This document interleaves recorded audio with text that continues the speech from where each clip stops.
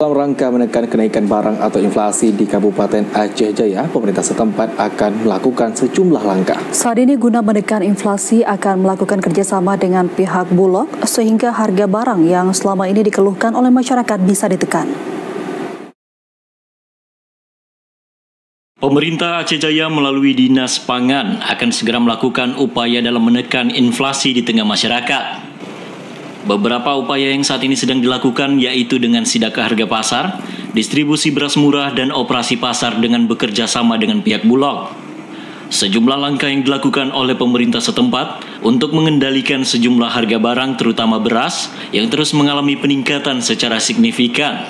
Adanya program ini diharapkan dapat membantu masyarakat. Dari data yang diterima dari Dinas Pangan Aceh Jaya, harga beras terus meroket tajam dibandingkan beberapa bulan yang lalu. Sementara harga bahan pokok lainnya masih dalam kategori normal.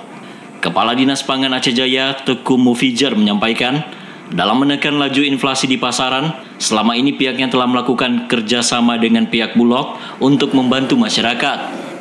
Untuk Aceh Jaya, di tahun ini ada dialokasikan beras cadangan pangan nasional untuk sejumlah 83 ton.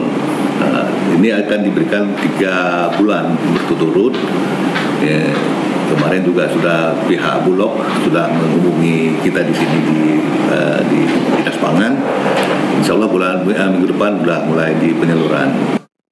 Terkait penekanan laju inflasi, pemerintah Aceh Jaya bersama Bulog segera melakukan penyaluran beras cadangan nasional sebanyak 83 ton yang disalurkan melalui kantor pos yang akan diberikan selama 3 bulan berturut-turut kepada calon penerima manfaat.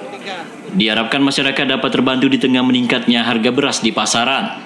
Dari Aceh Jaya, Musliadi, TVRI Aceh melaporkan.